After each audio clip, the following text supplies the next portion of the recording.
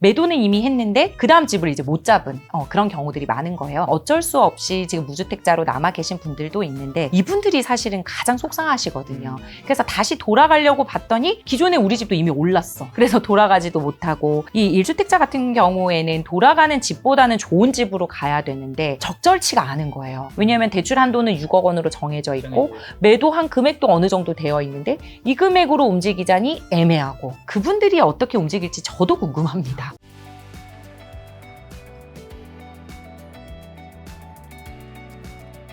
다음 질문으로 좀 더 유축될 것 같기도 한데 전세자금 대출 보증 비율 축소와 소득 증빙 강화로 전세 대출 받기도 더 까다로워졌다고 하는데 네. 앞으로 전세 시장 어떻게 변할까요? 전세 대출 받기도 이제 녹록지가 않거든요, 여러분. 왜 그러냐면 은행 재원 대출 같은 경우에는 사실은 보증기관이 있어서 보증서를 발급해 주면서 최대 전세 보증금의 80%까지 전세자금 대출이 나갔는데 이 보증기관이 이제 적자가 특히 허그 같은 경우에는 적자가 굉장히 전세 사기 때문에 심했잖아요. 그래서 그 보증 비율을 100% 해주는 게 아니라 서울 수도권은 80%로 낮아졌어요. 그럼 나머지 20%는 은행 신용으로 들고 가야 되기 때문에 굉장히 전세 대출 받기가 까다로워지고 소득 심사 능력도 굉장히 이제 강화되었거든요. 그렇기 때문에 차주가 대출을 받으려는 전세입자가 자기가 대출을 받을 때 소득이 제대로 증빙이 되지 않으면 전세자금 대출 받기도 굉장히 어렵습니다. 예를 들면 허그 같은 경우에 안심전세라고 표현을 하잖아요. 신용점수만 어느 정도 되면 사실 소득이 좀 부족하고 부채가 있다 하더라도 전세자금 대출은 좀 원활했거든요. 근데 이제 이런 허그 같은 경우에도 이자 상환 능력을 봅니다. 즉 DTI를 보게 되었기 때문에 차주가 소득 증빙이 안 되면 특히 증빙소득자를 우대하거든요. 그래서 증빙소득자가 아니면 전세자금 대출 받기도 굉장히 어려운 거예요. 네. 그렇기 때문에 지금 내가 이런 627 대책으로 내 집 마련이나 갈아타기 안 할 거라서 나는 상관없어가 아니라 전세대출 보증 비율도 축소가 되고 그다음에 소득을 이제 심사하는 그런 기준도 굉장히 강화가 되었기 때문에 차주분들이 소득이 없으면 전세 대출을 받기가 녹록치가 않다. 그리고 또 하나 더 논의가 되고 있는 게 그러면 이 전세 보증금에 대해서 임대인에게 DSR을 매길 건가라는 것도 또 지금 논의 뜨거운 감자로 되고 있거든요. 근데 이렇게 되면 사실은 임대인은 더 전세 물량을 못 내놓을 수도 있어요. 부담스럽기 때문에. 네. 이러한 전세 대출이 축소가 되면 될수록 전세 시장이 안정화된다고 생각하지 않고 저는 오히려 전세 수요가 많고 대기 수요가 여전히 있는 곳은 어떻게든지 살려고 하는 사람들이 있기 때문에 형태가 변모되어서 아까 말씀드린 반전세나 월세로 이제 가고 있고 그다음에 그 월세를 받는 임대인 입장에서도 소득세 이슈가 있어서 월세를 계속 많이 받지도 못해요. 그러면 어느 정도 보증금을 충족시켜 달라고 하거든요. 근데 그 보증금 대비해서 전세자금 대출이 안 나오니 결과적으로는 나올 수 있는 만큼만 대출을 받아야 되니까 보증금을 낮출 수밖에 없는 거고 그러면 아까 말씀드린 결국 또 반전세랑 월세화 현상만 심화가 되는 거죠. 그래서 지금 서울의 월세가 굉장히 높아진 거죠. 이미 그렇게 돌아가고 있고 전세도 계약갱신 청구권 비율이 굉장히 지금 많다고 하잖아요. 하반기에. 그 이유는 지금 내가 일반적으로 원래 시세대로 전세를 하려고 하면 전세금이 너무 높기 때문에 대출도 많이 받아야 되고 대출도 잘 안 나오는데 그래서 계약갱신 한번 그냥 쓰자 이렇게 하는 그 청구 비율이 훨씬 높아요. 그렇기 때문에 같은 집이라 하더라도 누군가는 계약갱신으로 낮은 전세금에 살고 있는데 새로운 전세입자는 높은 금액으로 들어올 수밖에 없는 거예요. 전세금 자체가 높아서. 그래서 같은 물건지의 이중 가격이 많이 형성되어 있거든요. 그러니까 이런 거는 누구나 살고 싶어하는 대기 수요가 있는 전세 공급 있는 그런 아파트에는 여전히 이루어질 것 같습니다. 말씀하신 대로 반전세 월세 전환은 앞으로 계속 되겠네요. 네. 그래서 저희 그 고객 중에는 사실은 이 전세입자 들이면서 갭 투자 가능했을 때 본인이 조금 이제 주택담보대출도 받으셨어요. 그렇게 해서 이제 좋은 상급지에 매물을 잡으셨는데 이 전세입자가 나간다고 한 거예요. 그러니까 다시 새로운 전세입자를 구해야 되잖아요. 그렇죠. 근데 기존 집에 주택담보대출이 있잖아요. 그러니까 들어오기 굉장히 꺼려하겠죠. 그렇기 때문에 전세금을 많이 낮춰주려고 했는데 문제는 오히려 그대로 받았대요. 왜냐하면 들어오겠다고 하는 전세입자가 줄을 서 있어서. 그 강남 상구긴 하거든요. 네, 굉장히 인프라 좋고 커뮤니티가 좋은 어제 모르는 분인데요, 뭐. 네, 그래요. 송파 쪽에 있는 신축단지. 거기는 지금 그래서 골라받았대요, 오히려. 네, 그래서 그 중에서 당첨된 전세입자가 올 현금 들고 오는. 그런 시장. 올 현금이? 올 현금이 7억. 7억. 네. 그래서 우리가 생각하는 대로 이제 전세 대출 받기도 힘들어지니까 전세가도 완전히 낮아지고 그러면 매매가를 못 밀어 올리니까 완전히 하락 올 거야. 이게 아니라 오히려 전세 시장은 들어가고 싶어하는 곳은 수요가 있는 곳은 이렇게 대기 수요까지 밀려 있다. 말씀하신 대 1주택 보유자의 전세자금 대출이 어려지면서 전세 공급 매물이 줄어들어 전세가 상승을 부추길 수도 있나요? 그러니까 방금 말씀드린 게 다 같은 맥락인 거죠. 지금 이제 전세라도 조금 원활하게 이제 되면은 사람들이 내 집 마련을 못했던 이제 대출이 이제 더 이상 안 나와서 내 집 마련을 못했던 사람들도 전월세 시장에 머무르면서 그대로 이제 가면 되는데 그 사람들의 수요도 내려오고 원래 전월세 시장에 머물러야 되는 사람들의 수요도 겹치다 보니 같은 아파트 또 누구나 살고 싶어하는 곳도 정해져 있잖아요. 그렇기 때문에 경쟁이 일어나다 보니까 오히려 전세가는 상승하는 그런 상황입니다. 저도 그래서 이번에 개인적으로 원래 월세 맞춰주려고 했던 금액보다 50만 원 더 주고 맞췄어요. 매물이 없더라고요. 근데 말씀하신 데 참 주식보다는 부동산이 저는 양쪽 콘텐츠 다 다루는데 그래도 좀 더 쉽다고 생각하는 거는 더 좋은 입지는 완전 그냥 정해진 정답 같은 거라서 그러니까요. 예를 들면 뭐 주식으로 친다면 엔비디아 뭐 시가총액 1위, 우리나라 삼성전자 1위 뭐 1위를 한다면 문제는 근데 주식은 거기서 더 오를지 안 오를지는 너무 모르는 영역인데 왜냐하면 이미 많은 미래에 그걸 다 반영한 걸 수 있으니까. 근데 부동산은 이제 어쨌든 역사적으로는 제일 좋은 입지는 계속 좋은 입지인 건 확실하니까. 그러다 보니까 이제 더 그럴 것 같으면 더 좋은 안전자산으로 가려고 하니 똘똘한 한채 현상은 더 심화되는 것 같습니다. 자, 실수요자 분들에게 좀 조언을 주신다면 강력한 규제 상황에서 무주택자 실소유자는 야, 지금 내 집 마련 이거 해야 되나요? 간망해야 되나요? 이게 정부가 규제도 여기서 끝나지 않을 것 같다라는 우리 이재명 대통령님께서 시작에 불과하다. 예전에는 빨리 지금 이제 대출 규제가 나오기 전에 대출은 될 때 받는 거기 때문에 좋은 빚을 내서 내 집 마련에 상급지를 이제 입성을 하시라 이렇게 말씀을 드렸는데 지금은 준비된 자만 움직여라 이렇게 말씀을 드리고 있어요. 왜냐하면 준비되었다라고 하는 건 꼭 대출만 잘 받는 게 문제가 아니라 이 집이 지금 진짜 저평가된 게 맞는지 앞으로 향후 오를 가치가 있는지 그리고 실거주 만족도도 높일 수 있는지 여러 가지를 또 봐야 되는 거잖아요. 그렇게 했을 때 내가 봤을 때 이 정도면 들어갈 만하다라는 확신이 들어요. 진짜 내 집 마련을 할 때 제대로 된 준비가 된 사람이면 그런 사람이면 사실은 들어가도 되는데 이게 어떻게 될지 모르겠고 불안하고 불안전하다라고 하면 함부로 지금은 OTP를 쏜다든지 내 집 마련을 하는 거는 조금 유보를 하고 공부를 좀 더 하시는 게 좋지 않을까 이렇게 보고 있습니다. 자, 그럼 1주택자는 더 좋은 곳으로 이사 가려고 하는 갈아타기 수요는 늘 있는데 어떤 점을 지금 가장 주의해야 되고 선매도, 후매수 전략이 꼭 필요한 건가요? 그 전에는 이제 선매도를 해야 그 다음 집에 주담대가 많이 나왔기 때문에 갈아타기가 가능해서 선매도하고 후매수하려고 했는데 아까 초반부 말씀드린 대로 매도는 이미 했는데 그 다음 집을 이제 못 잡은 그런 경우들이 많은 거예요. 그래서 지금 어쩔 수 없이 지금 무주택자로 남아 계신 분들도 있는데 이분들이 사실은 가장 속상하시거든요.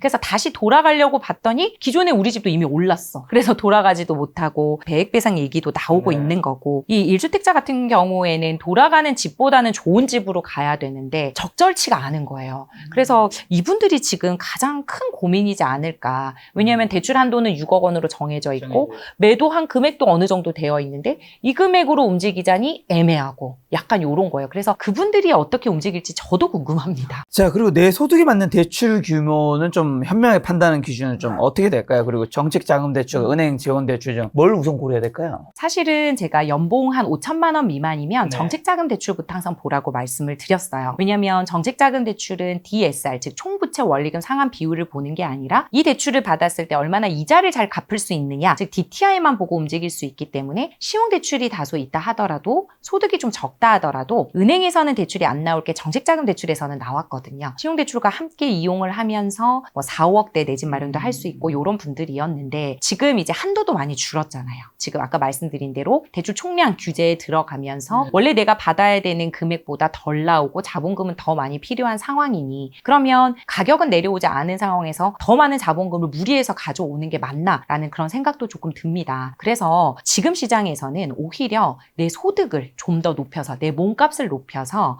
DSR을 좀 더 높이면 사실 은행재원 대출 최대 6억 원을 받아서 더 좋은 입지에 집을 살 수도 있거든요. 그래서 무리하게 그냥 움직이지 마시고 지금은 소득을 조금 높이셔서 나중에 서울 수도권에 정책자금 대출이 아니라 은행재원 대출을 받고 좀 더 높은 상급지로 갈 수 있는 게 좋지 않을까 지금은 그렇게 말씀을 드리고 있어요. 자, 아까 초반부에 대출이 막혀서 이제 굉장히 아쉬워하는 분들 많다고 해주셨는데 있는데 현재 못 들어가신 분들, 시장 놓쳤다고 생각하는 분들은 좀 어떤 마음가짐과 준비가 좀 필요할까요? 대출은 될 때 받는 거구나. 내가 항상 준비되어 있어야 되는구나. 라는 생각을 하시면 좋을 것 같고 사실 지금 제 주변의 강남 부자분들 같은 경우에는 오히려 좀 더 내려와서 가격이 내려와서 내 자식에게 증여해줬으면 좋겠다.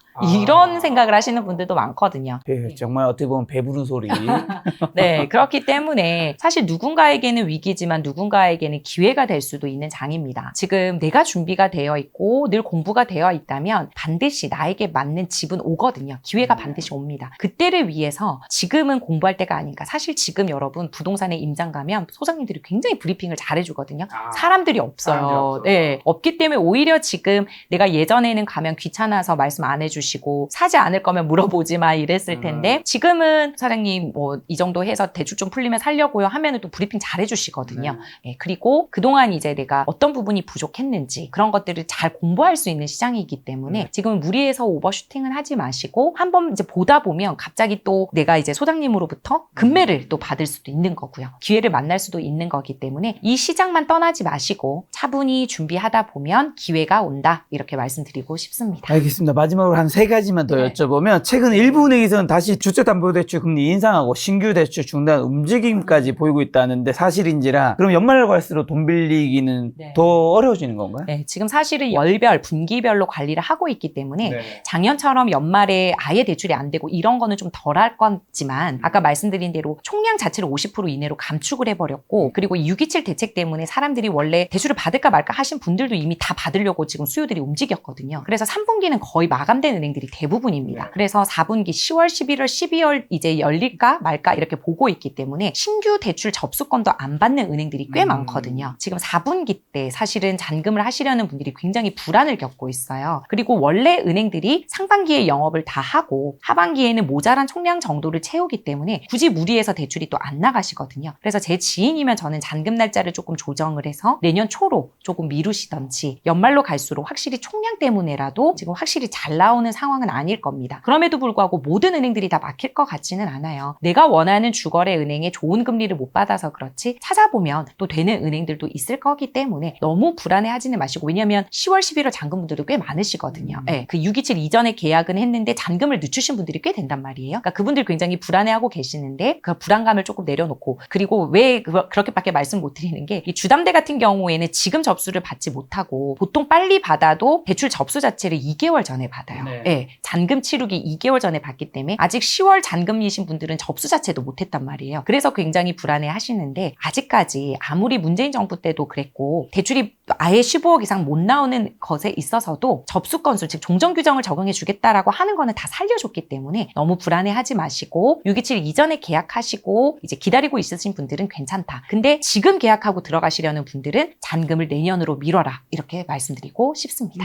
자, 그럼 지금 같은 형 규제 상황에서 일반 서민이나 청년층이 시도해 볼 만한 좋은 빚 전략이 있다면 알려주시고 저희 시청자분들 지금 어떻게 보면 걱정, 대출을 못 받아서 걱정 아니면 부동산 시장이 어떻게 될까 걱정하시는 분들 굉장히 많을 텐데 마지막 투자 조언 한마디 주고 가신다면요. 내가 원래 집을 사려고 했는데 갑자기 규제가 나오더라. 왜 나만 이렇게 움직이려고 할 때 이렇게 힘드냐 이렇게 하시는 분들도 있고 또 다른 분들은 안 사길 잘했다 이러신 분들도 있어요. 각자 처한 상황이 다를 텐데요. 각자 처한 상황에서 최대의 선택을 하셨으면 좋겠습니다.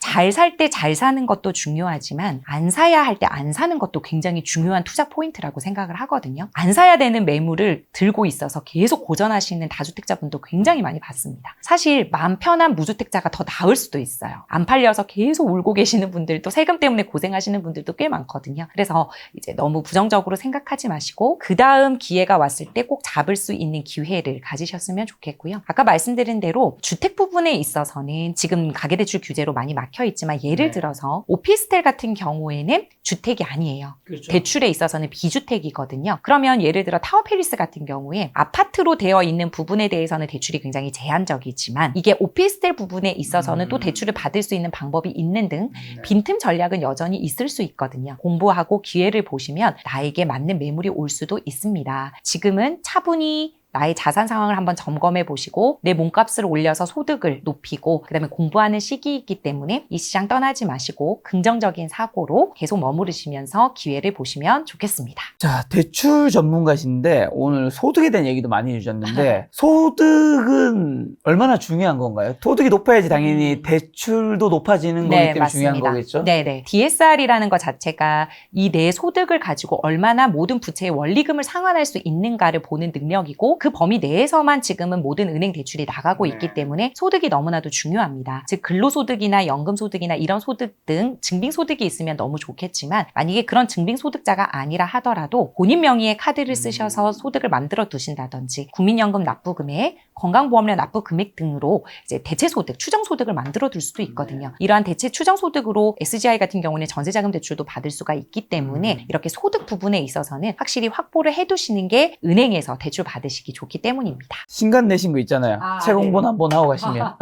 3월에 발간된 풀팩의 상급지로 가는 대출력 여러분들 많은 사랑해 주셔서 베스트셀러 여전히 잘 유지하고 있는데요. 제가 항상 말씀드리는 게 대출과 대출력은 다른 개념이다. 영끌과 대출력은 다른 개념이다. 이렇게 말씀을 드리고 있습니다. 즉 대출력이라는 건 오를 만한 자산에 좋은 빚으로 활용할 수 있는 지혜로운 은행 활용법을 말씀을 드리는 거거든요. 그래서 여러분들 중에 내가 대출까지 공부를 해야 하나? 이렇게 생각하시는 분들 중에서라도 제 책을 한번 읽어보시면 사고의 전환이 일어나실 수 있는 계기가 될 수도 있을 거라고 생각합니다. 627 대책 때문에 지금은 적용 못하는 그런 전략들도 포함이 되어 있지만 전반적으로 DSR이라든지 스트레스 DSR, 금리, 그다음에 기타 사업자 대출 등등 많은 꿀팁들이 들어있으니까요. 대출력을 잘 기르셔서 그 다음 텀을 잘 노리시기를 바랍니다. 유이치 대출 때문에 어서 빨리 개정판 내셔야 되겠네요. 그렇겠습니다.